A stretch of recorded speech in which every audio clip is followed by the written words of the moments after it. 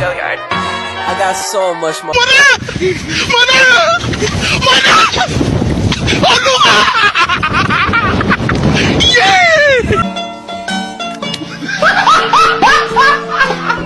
Are you ready, kids? Aye, aye, Captain! I can't hear you. Aye, aye, Captain! Oh!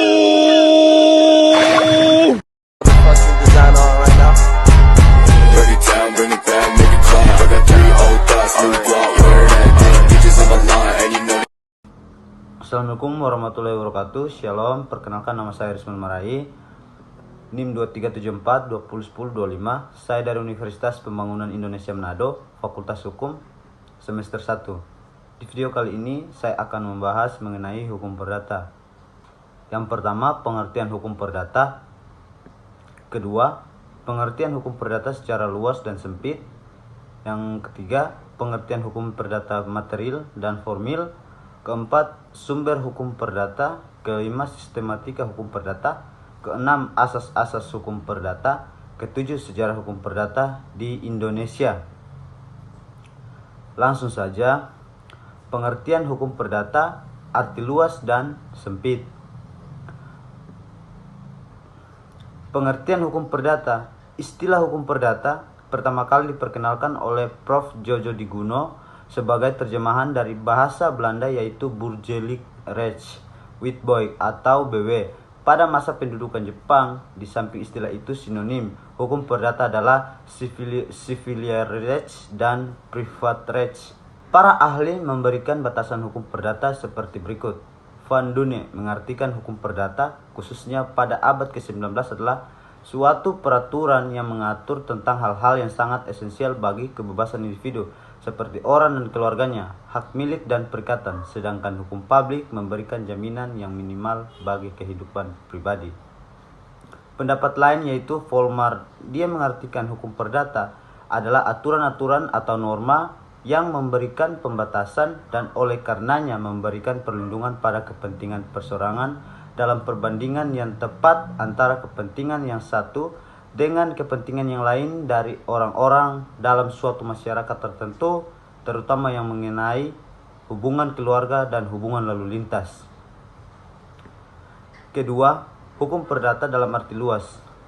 Hukum perdata dalam arti luas adalah bahan hukum sebagaimana tertera dalam Kitab Undang-Undang Hukum Perdata BW, atau yaitu segala hukum pokok yang mengatur kepentingan perseorangan, dan juga Kitab Undang-Undang Hukum Dagang Witbooi van Koophandel WVK beserta sejumlah masing-masing yang disebut undang-undang tambahan lainnya seperti peraturan yang ada dalam KUH Perdata KUHD serta sejumlah undang-undang tambahan, undang-undang pasar modal, undang-undang tentang PT dan sebagainya. Ketiga, pengertian hukum perdata arti sempit.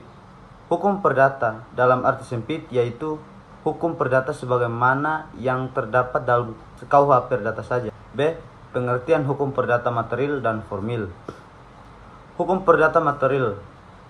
Pengertian hukum perdata material adalah menerangkan perbuatan-perbuatan apa yang dapat dihukum serta hukuman-hukuman apa yang dapat dijatuhkan.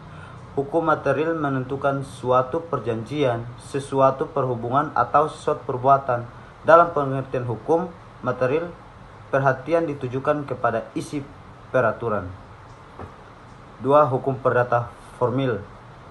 Pengertian hukum perdata formil adalah menunjukkan cara mempertahankan atau menjalankan peraturan-peraturan itu, dan dalam perselisihan maka hukum formil itu menunjukkan cara menyelesaikan di muka hakim. Hukum formil disebut pula hukum acara. Dalam pengertian hukum formil, perhatian ditujukan kepada cara mempertahankan atau melaksanakan isi peraturan. Sistematika hukum perdata. Sistematika yang di dalam bahasa Inggris disebut systematics, bahasa Belandanya yaitu systematiken, yaitu susunan atau struktur dari kitab undang-undang hukum perdata di negara-negara yang menganut sistem common law, tidak mengenal pembagian antara hukum publik dan hukum privat, sehingga hukum perdatanya tidak dibuat dalam sebuah kodifikasi, tetapi ketentuan-ketentuan yang berkaitan dengan hukum perdata tersebar dalam berbagai acts atau undang-undang. Namun di dalam sistem hukum yang menganut civil law, maka sumber hukum utama yaitu hukum kodifikasi yang tercantum dalam Kitab Undang-Undang Hukum Perdata. Asas-asas hukum perdata. 1. Asas kebebasan berkontrak. Asas ini mengandung pengertian bahwa setiap orang dapat mengadakan perjanjian apapun juga, baik yang telah mengatur dalam undang-undang maupun yang belum diatur dalam undang-undang. Asas kebebasan berkontrak. Asas ini menganut pengertian bahwa setiap orang dapat mengadakan perjanjian apapun juga, baik yang diatur dalam undang-undang maupun belum diatur dalam undang-undang. Lihat pasal 1338 KUH PDT. 2. Asas konsensualisme. Asas konsensualisme dapat disimpulkan dalam pasal 1320 ayat 1 KUH PDT. Pada pasal tersebut ditentukan bahwa salah satu syarat sah perjanjian adalah adanya kata kesepakatan antara kedua belah pihak. Asas ini merupakan asas yang menyatakan bahwa perjanjian pada umumnya tidak diadakan secara formal, melainkan cukup dengan ada kesepakatan kedua belah pihak. 3. Asas kepercayaan. Asas kepercayaan mengandung pengertian bahwa setiap orang yang akan mengadakan perjanjian akan memenuhi setiap prestasi yang diadakan di antara mereka.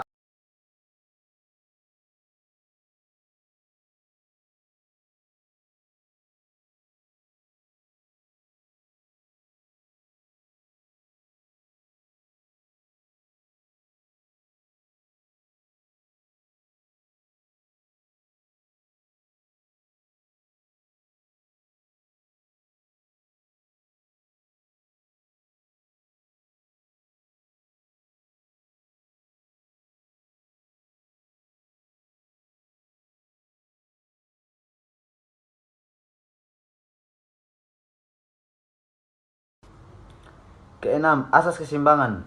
Asas keseimbangan adalah asas yang menghendaki kedua belah pihak memenuhi dan melaksanakan perjanjian. Kreditur mempunyai kekuatan untuk menuntut prestasi dan jika diperlukan dapat menuntut pelunasan prestasi melalui kekayaan debitur. Namun debitur memikul pula kewajiban untuk melaksanakan perjanjian itu dengan itikat baik. Ketujuh, asas kepastian hukum. Asas kepastian hukum atau disebut juga dengan asas pacta sunt servanda merupakan asas yang berhubungan dengan akibat perjanjian. Asas pacta sunt servanda merupakan asas bahwa hakim atau pihak ketiga harus menghormati substansi kontrak yang dibuat oleh para pihak sebagaimana layaknya sebuah undang-undang. Mereka tidak boleh melakukan intervensi terhadap substansi kontrak yang dibuat oleh para pihak. Kedelapan, akhlak asas. Asas moral ini terikat dalam perikatan wajar, yaitu suatu perbuatan sukarela dari seseorang tidak dapat menuntut hak baginya untuk menggugat prestasi dari pihak debitur. Hal ini terlihat dalam sakwar weming, yaitu seorang melakukan perbuatan dengan sukarela moral. Yang bersangkutan mempunyai kewajiban hukum untuk meneruskan dan menyelesaikan perbuatannya. Salah satu faktor yang memberikan motivasi pada yang bersangkutan melakukan perbuatan hukum itu adalah didasarkan pada kesusilaan atau moral sebagai panggilan hati nuraninya. 9. Asas perlindungan. Asas perlindungan mengandung pengertian bahwa antara debitur dan kreditur harus dilindungi oleh hukum, namun yang perlu mendapat perlindungan itu adalah pihak debitur karena pihak ini berada pada posisi yang lemah. Asas-asas ini yang menjadi dasar pijakan dari para pihak dalam menentukan dan membuat suatu kontrak atau perjanjian dalam kegiatan hukum sehari-hari. Ke-10, asas kepatutan. Asas kepatutan tertuang dalam pasal 1339 KUH PDT. Asas ini berkaitan dengan ketentuan mengenai isi perjanjian yang diharuskan oleh kepatutan berdasarkan sifat perjanjiannya. Ke-11, asas kepribadian atau personality. Asas kepribadian merupakan asas yang menentukan bahwa Seseorang yang akan melakukan dan atau membuat kontrak hanya untuk kepentingan perseorangan saja. Hal ini dapat dilihat dalam pasal 1315 dan pasal 1340 KUH PDT.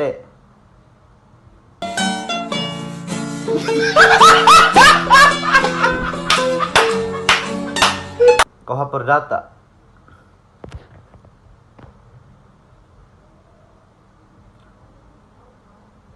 Asas itikat baik. Asas itikat baik tercantum dalam pasal 1338 ayat 3 KUH Perdata yang berbunyi perjanjian harus dilaksanakan dengan itikat baik. Asas ini merupakan asas bahwa para pihak yaitu pihak kreditur dan debitur harus melaksanakan substansi kontrak berdasarkan kepercayaan atau keyakinan yang teguh maupun kemauan baik dari para pihak. Sejarah hukum perdata di Indonesia.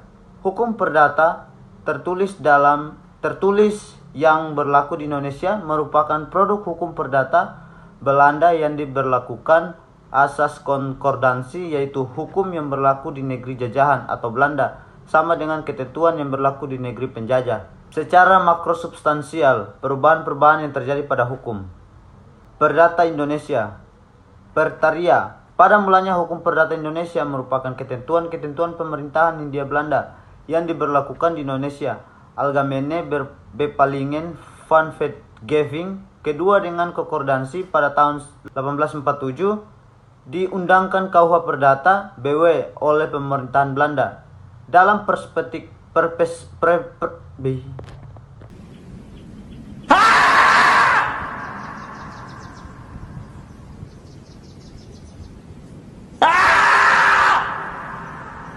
Dalam perspektif hukum sejarah, hukum perdata yang berlaku di Indonesia terbagi dalam dua periode, yaitu periode sebelum Indonesia merdeka dan periode setelah Indonesia merdeka. Yang pertama, hukum perdata pada masa penjajahan Belanda.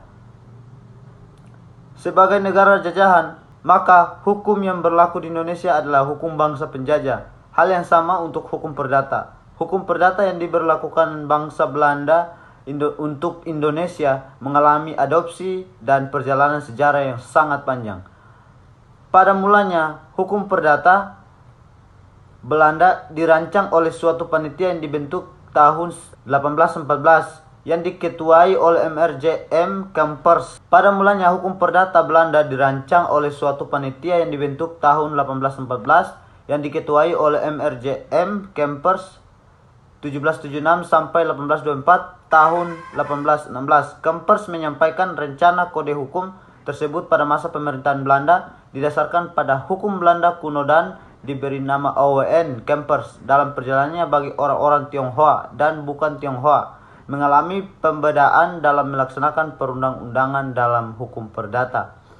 Yang kedua, hukum perdata sejak kemerdekaan. Hukum perdata yang berlaku di Indonesia didasarkan pada pasal 2 Aturan Peralihan Undang-Undang 1945 yang pada pokoknya menentukan bahwa segala peraturan dinyatakan masih berlaku sebelum diadakan peraturan baru menuntut Undang-Undang Dasar termasuk di dalamnya hukum perdata Belanda yang berlaku di Indonesia. Hal ini untuk mencegah terjadinya kekosongan hukum rechtsvacuum di bidang hukum perdata.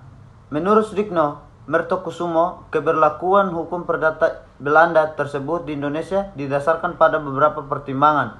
Selain itu, secara keseluruhan hukum perdata Indonesia dalam perjalanan sejarahnya mengalami beberapa proses perubahan yang mana perubahan tersebut disesuaikan dengan kondisi bangsa Indonesia sendiri. Hukum perdata ini meliputi 6 pembahasan, yaitu hukum agraria, hukum perkawinan, hukum Islam yang direseptio,